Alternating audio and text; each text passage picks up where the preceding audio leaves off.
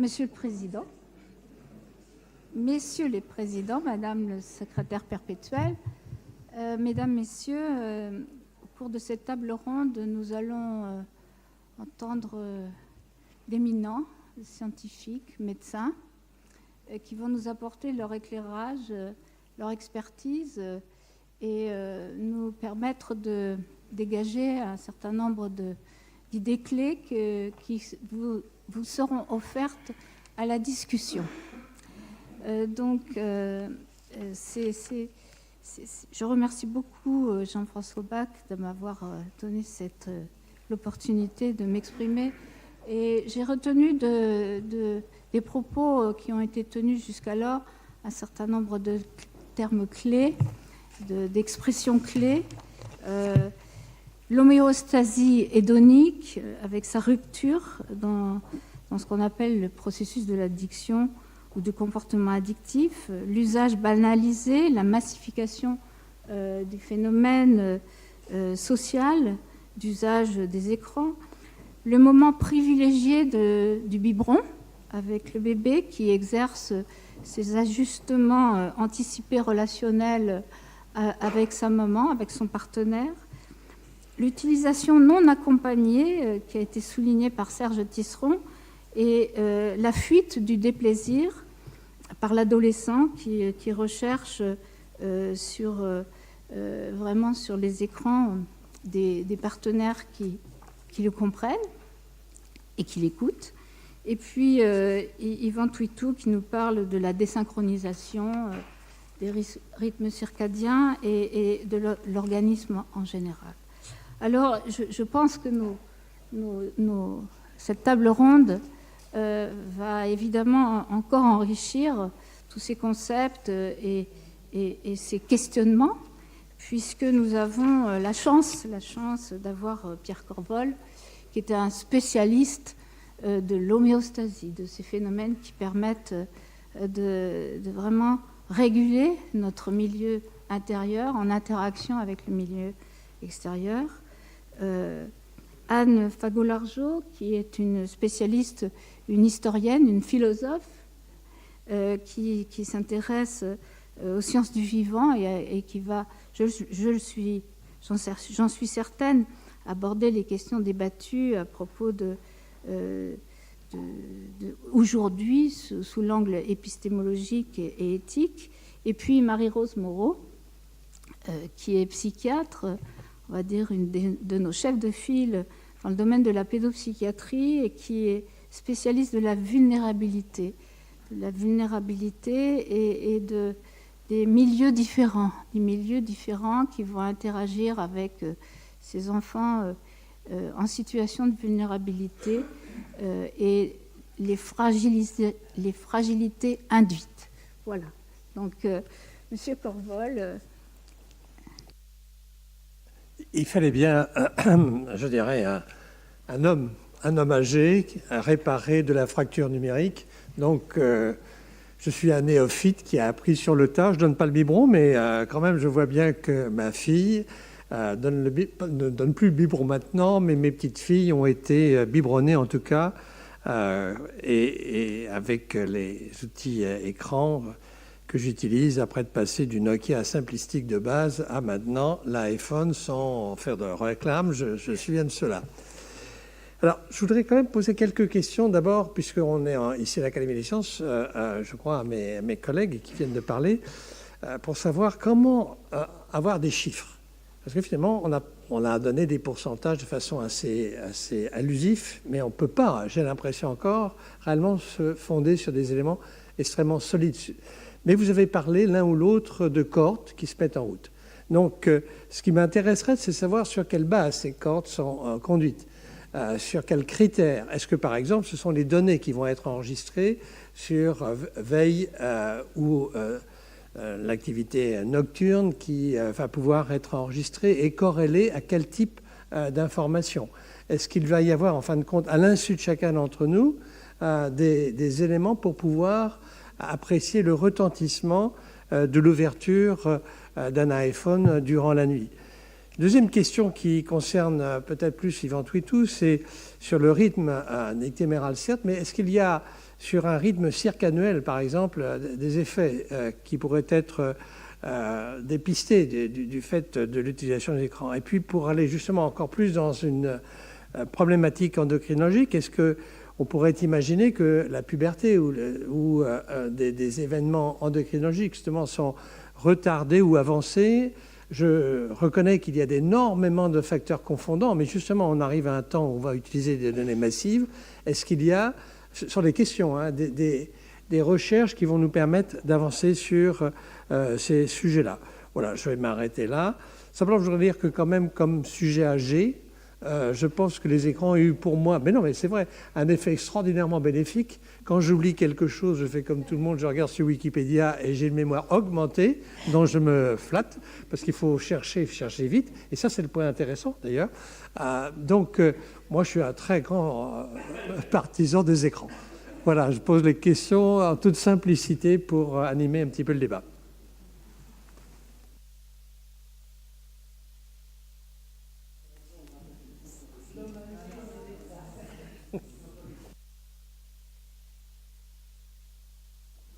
Sur l'écran, alors, pour le temps de consommation d'écran, j'ai trouvé 4 bases de données sur Internet qui donnent des chiffres sensiblement différents. Ça varie de 6, 7, 8 heures à 4, 5 heures. Donc, ça paraît très difficile parce que ça dépend si c'est en autodéclaratif ou pas. Ça dépend de la construction des cohortes, ça dépend si on interroge les gens via Internet, si on les interroge via leur smartphone, si on interroge via Internet ceux qui regardent Internet, si on interroge via leur smartphone ceux qui utilisent leur smartphone. Donc ça dépend d'énormément de choses. J'ai trouvé, et je n'ai pas cherché très longtemps, 4 bases de données relativement différentes sur l'estimation des temps d'écran, des temps de consommation d'écran en France. Donc, comme on dit toujours, des travaux plus précis sont à mener. Oui, je suis tout à fait d'accord avec Serge Tisseron. La question en France, et probablement dans les autres pays, c'est qu'actuellement, il n'y a pas vraiment d'études épidémiologiques. Il y a des questionnaires qui sont envoyés ici ou là. J'étais ravi d'apprendre que notre collègue lançait des cohortes qui nous amèneront des choses plus solides que ce que nous avons. Mais il est très probable qu'à epsilon près, ou même à 5% près, quand on dit que 80% des enfants sont sur écran, peut-être que l'étude épidémiologique nous apportera 75% ou 88%, mais on a une masse là, on a une tentative de connaissance qui, naturellement, sur le plan scientifique, n'est pas satisfaisante parce que ce ne sont pas des choses qui sont passées au travers de la science habituelle. Concernant ta question, Pierre, sur les rythmes saisonniers et la possibilité qu'ils puissent intervenir sur les écrans, nous avons, outre les rythmes, nous avons plusieurs types de périodes dans les rythmes. Nous avons le circadien qui a été le plus étudié. Pourquoi plus étudié? Probablement parce que c'est relativement le plus facile à étudier. Par exemple, pour les biologistes que nous sommes, prendre du sang toutes les 2 heures sur 24 heures, ça devient de plus en plus difficile, mais on l'a fait, nous, quand j'étais jeune assistant, que je travaillais là-dessus.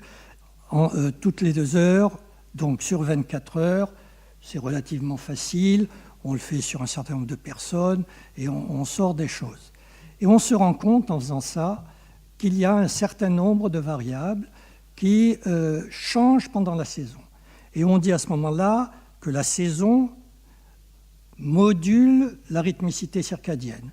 Le pourquoi précis de cette affaire-là, on ne le connaît pas. C'est la raison pour laquelle il est préférable de parler de facteurs saisonniers, de rythmes saisonniers, plutôt que de rythme circannuel, parce que circannuel voudrait dire qu'on est capable de dire c'est 12 mois, plus ou moins 2 mois, 3 mois, je ne sais pas. Donc, alors est-ce qu'on est plus accro, on est plus sensible en hiver qu'en été? Je ne saurais pas répondre, je ne suis pas sûr que ceci ait été fait et qu'il y ait des travaux là-dessus. Ton autre question concernait la puberté. c'est une aussi des questions que se sont posées les pédiatres, de savoir si le trouble de l'horloge que l'on pouvait voir à cette période de l'adolescence n'était pas au moins en partie lié également au phénomène de la puberté. Mais comme il se pérennise et que quand la puberté est passée, on peut dire que les éléments, tous ces éléments, tous ces écrans sont des éléments qui entraînent une perturbation du fonctionnement de l'horloge. Un commentaire rapide sur la nature des chiffres. Une question épistémologique centrale.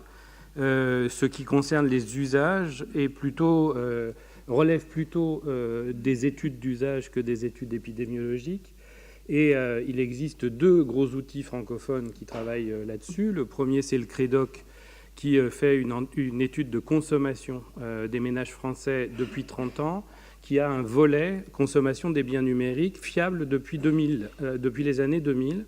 Et nous, en Bretagne, nous faisons une enquête famille tous les ans depuis 2002, ce qui veut dire que nous avons d'année en année une évaluation très précise, mais évidemment sur un territoire limité, des usages des technologies. Et la deuxième question, c'est une question éthique. En tant que scientifique, je me pose vraiment des questions éthiques de premier rang. Est-ce que véritablement, pour avoir des informations sur les pratiques de Facebook, est-ce qu'il faut aller chercher les données de Facebook ou est-ce qu'il faut faire les nôtres? Et je pense que la nature même de ces technologies produit de la donnée à longueur de temps. Il y a une grosse mode là en ce moment des données en ligne. Vous avez entendu parler du big data, etc., etc. Ça me pose de vraies questions éthiques là. Je vous donne juste un ordre d'idée. Si on croise toutes les enquêtes sur la fracture numérique, vous en avez parlé tout de suite, on va de 3 millions à 17 millions de personnes en France.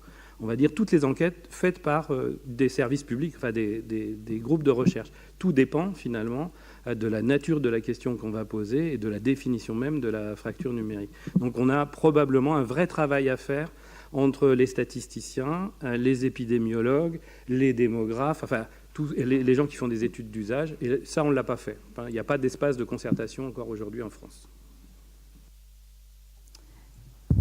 Merci beaucoup. Je vais rebondir sur l'épistémologie et l'éthique pour donner la parole à Anne Fagolargeau.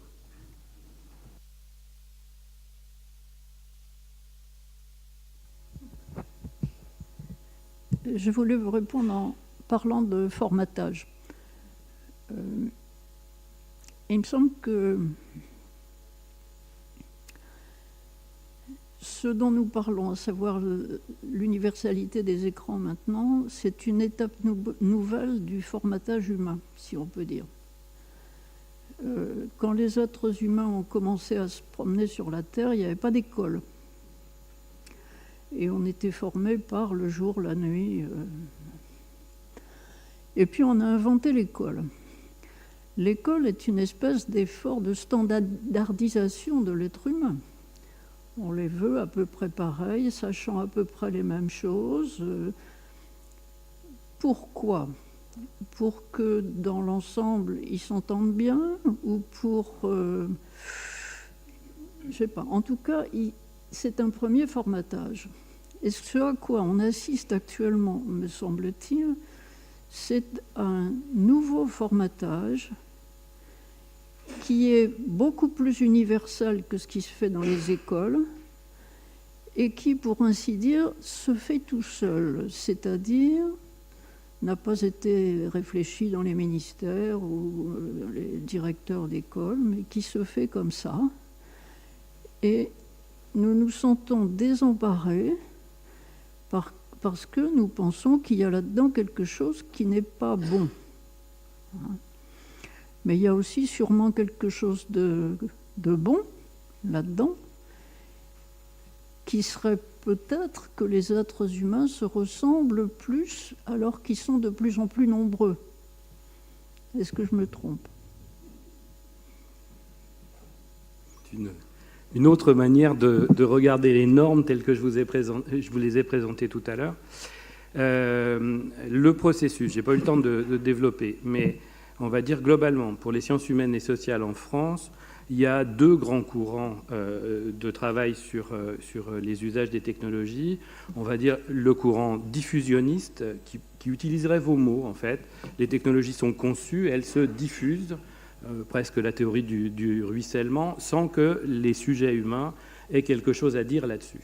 Et il y a un autre courant qui est issu de Michel de Certeau, qui est issu de l'Invention du quotidien, un ouvrage vraiment fondamental pour nous tous, où il dit l'offre commerciale, il a étudié la lecture dans les années 60, l'offre commerciale n'est pas achetée, mais braconnée. Qu'est-ce que ça veut dire, braconner? Ça veut dire que d'abord des individus, puis des groupes sociaux vont s'approprier ou adopter une offre commerciale qui viendrait de cultures, on va dire, un peu plus dominantes, un peu plus... voilà, donc il parlait de la lecture, et je pense que c'est ce qui se passe aujourd'hui et ce qui s'est passé dans les années précédentes. Nous avons braconné les offres technologiques les unes après les autres, et je suis donc moins d'accord sur la question du formatage, plutôt, et je pense que ça a été dit au moins dans la première intervention, plutôt que de la recréation de règles. Et donc, je voudrais vous répondre et essayer de rebondir. Je nous ai trouvé un peu pesant quand même sur... On est plutôt dans le côté obscur de la force, on va dire. Hein. Bon.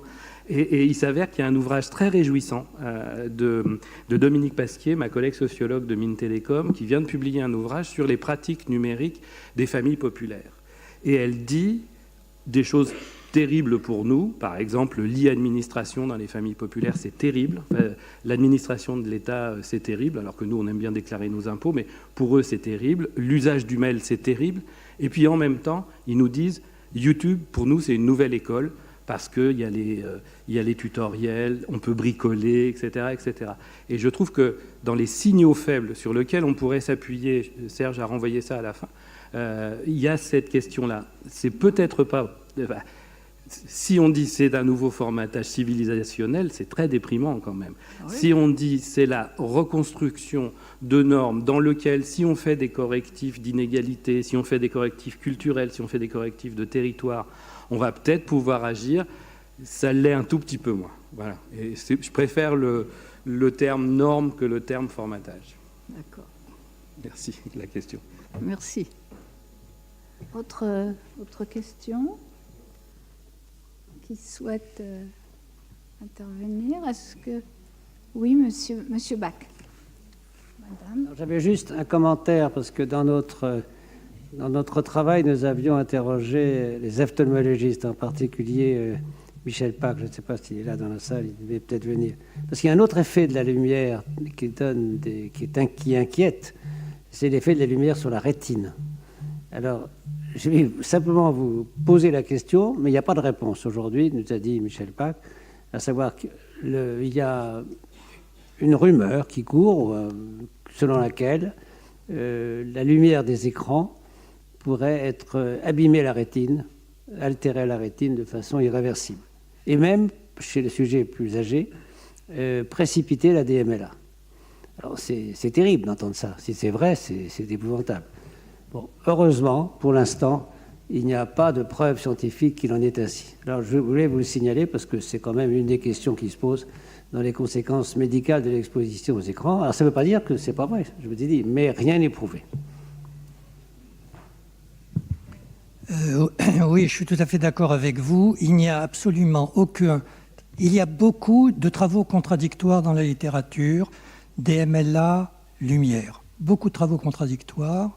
Il n'y a absolument aucun travail scientifique qui permette d'affirmer ou d'infirmer la notion que la lumière peut être ou nocive ou pas sur la rétine.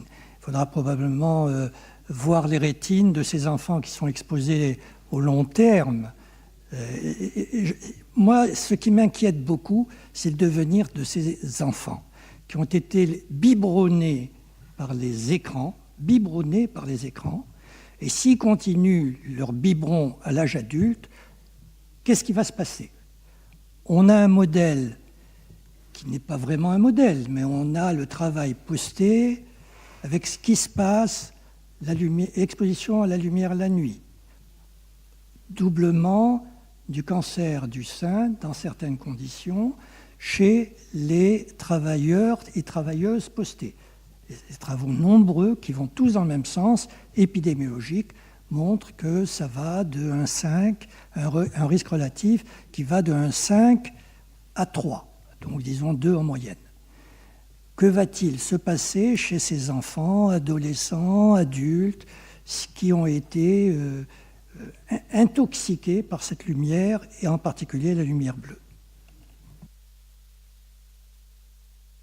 Madame ? Merci beaucoup de me donner la parole. Donc, effectivement, on voit bien des bébés qui sont, même pas au biberon, qui sont au sein pendant que la maman chercheur travaille sur son article. Bon. Alors, maintenant, comme on est dans une société où il y a une meilleure longévité, il y a beaucoup de grands-parents aussi dans les familles. Alors, je ne sais pas s'il y a des études sur les usages que les grands-parents pourraient adopter ou devraient adopter, peut-être pour avoir un effet bénéfique. Par exemple, quand j'appelle mes petits-enfants en disant « je vais vous lire une histoire », même Cendrillon, ça passe devant les écrans. Parce que, tout simplement, il y a une relation humaine. Et que c'est ça que les humains cherchent. Ils cherchent les relations. Que ce soit le petit, ou moyen, ou le vieux, c'est pareil. Donc, dans les études, est-ce qu'il y a quelque chose de dit sur l'intervention des grands-parents? Marie-Rose, tu veux répondre? Merci. Plein de choses ont été dites, effectivement. Alors, pour commenter ou répondre, je ne sais pas, mais en tous les cas, aller dans la question que vous posez, madame, sur la question, puisqu'on a beaucoup quand même parlé des parents, et à différents âges, si je peux, je redirai quelques mots là sur le développement. Les parents, mais les parents aussi un peu, Bruno disait, il faut apprendre, c'est le métier le plus difficile du monde, et c'est vrai.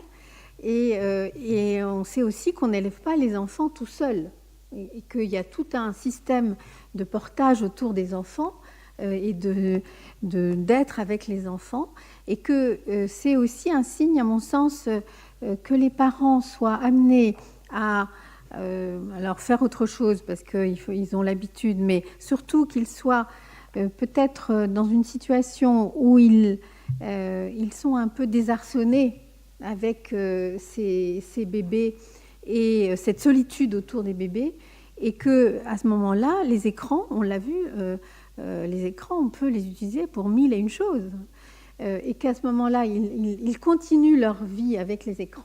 C'est aussi, à mon sens, un signe de souffrance, en fait, de manque de lien, de souffrance parentale.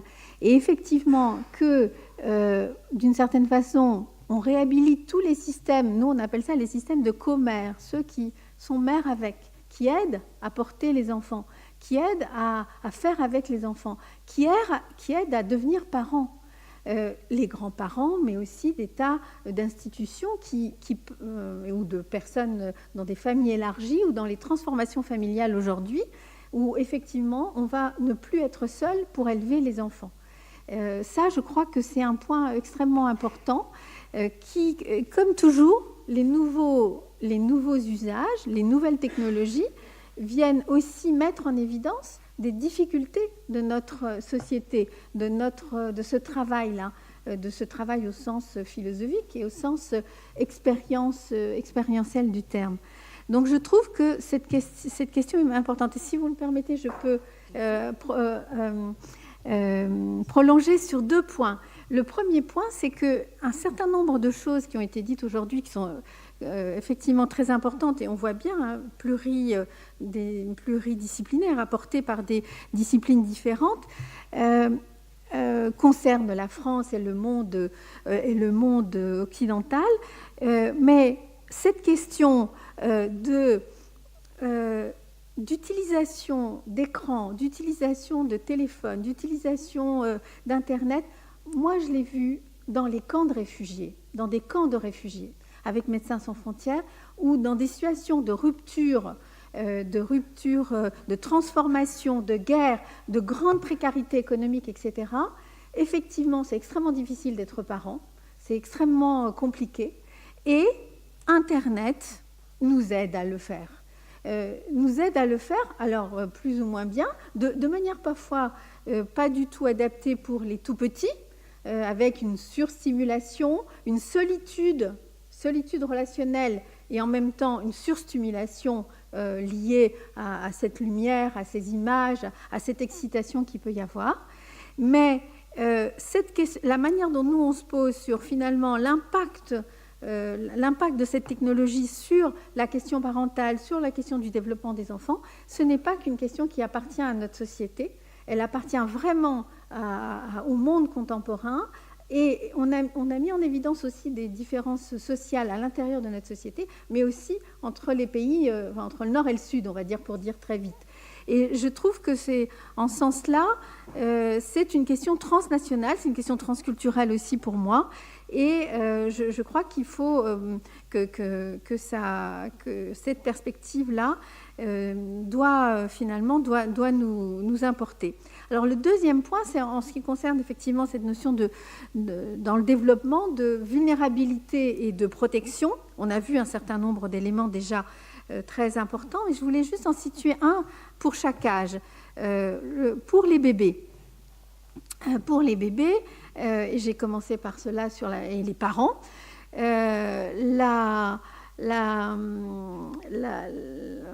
a dit l'importance de la néoténie, mais du fait qu'on essaie pas terminé. Et on vient de dire l'importance pour la question des parents. Et d'une manière encore plus générale, et là aussi en regardant dans différents endroits, dans différents pays, c'est la question du besoin des enfants et du besoin de lien avec des parents qui eux-mêmes sont reliés à un système de sens, à un système de convivialité, à un système d'organisation. Il y a cette notion-là de besoin des enfants et s'adapter aux besoins des enfants. Et donc, qu'est-ce qui va nous permettre, et ça c'est une question qu'on se pose à chaque génération, mais les transformations nous obligent à reposer cette question. Et avec effectivement, par exemple, dans la question du besoin des enfants, il y a aussi la notion de rythme. Comment on va s'adapter. On a parlé de l'importance du rythme veille-sommeil, mais aussi du rythme développemental et de la question d'une manière générale, parce qu'on a parlé du visage par exemple, mais le tonus c'est aussi très important, et dans certains pays du Sud par exemple, ce qui compte aussi c'est l'adaptation du tonus, comment on porte l'enfant, comment on le stimule, donc il y a cette question-là. Pour les enfants d'âge scolaire, on a aussi dit beaucoup de choses très, très importantes. Je voudrais juste en rajouter une, c'est le fait que les enfants, ils ont, et ça aussi, même si ça prend des formes différentes dans le monde, ils ont besoin de jouer. Ça, c'est d'expérimenter, d'aller à la fois du côté de l'imagination et de l'essai. Et donc, voilà une nouvelle forme de jeu. Alors, peut-être qu'elle est excessive, mais c'est une nouvelle forme de jeu. Pour les adolescents, peut-être qu'on peut s'éduquer davantage à ça et jouer avec. Pour les adolescents, juste un point qui, moi, me frappe beaucoup, j'hospitalise des adolescents, y compris des adolescents qui en souffrance et des adolescents qui ont des usages excessifs de tout ça, et de tous ces écrans. Et un certain nombre, dès qu'ils sont hospitalisés, ils n'expriment aucun besoin des écrans. D'ailleurs, ils ne peuvent pas chez nous, c'est très limité, le temps où ils vont pouvoir téléphoner. Ouais. Mais ça ne pose aucun problème. C'est-à-dire que la question qui était une question absolument terrifiante à la maison ou à l'école, on prend l'adolescent, il rentre à l'hôpital, et là, il est dans une autre position. Mais qu'est-ce qu'apparaît effectivement en général? Une souffrance, non pas des écrans, mais des souffrances identitaires, je dirais. Ça peut prendre des formes très très différentes, mais c'est des souffrances très fortes, très désorganisantes, enfin des souffrances qui vont de la dépression à des choses peut-être plus graves, mais l'importance de cette notion de souffrance. Et donc, c'est juste pour plaider sur l'importance finalement de voir à quelle carence et qu'est-ce qu'il y a derrière.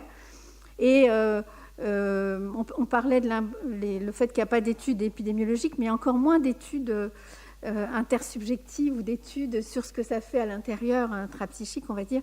Et donc, je pensais quand même à 2 études, une sur la phobie scolaire et l'autre sur les adolescents hikikomori. Dans ces 2 cas-là, il y a un usage très important des écrans. Mais qu'est-ce qu'il y a derrière, quoi ? Derrière, il y a tout un univers. Vous avez ces adolescents qui se retirent dans leur chambre, qui ne sortent plus de leur chambre. Il y en a beaucoup au Japon, on en voit quelques-uns, et en France en particulier. Ce retirement du monde avec comme réalité les écrans. Et donc, au fond, tout ça plaide pour qu'on aille dans le sens qui a été vraiment dit par plein d'entre vous, hein, mais vers qu'est-ce qu'il y a derrière cet usage comme ça excessif, parce que évidemment c'est la meilleure et la pire des choses, comme toute technologie, voire la langue, et qu'est-ce que ça remplace, et oui, effectivement, pourquoi on peut se laisser, pourquoi on est vulnérable à cette emprise et qu'on ne peut pas négocier avec, jouer avec. Et j'ai l'impression que c'est ça que nous apprennent les adolescents, quoi, pris dans ces objets-là. On va prendre une question supplémentaire. Nous avons découvert il y a quelques jours des rapports de l'Éducation nationale qui montrent la dégringolade catastrophique des capacités des enfants à la fin du primaire en arithmétique. Alors ma question c'est, est-ce que le développement des enfants dans lesquels le développement de l'image devient très fort grâce aux écrans n'est pas contrebalancé par une décroissance des capacités arithmétiques, de langage, etc. C'est sûr. Serge, tu veux peut-être répondre?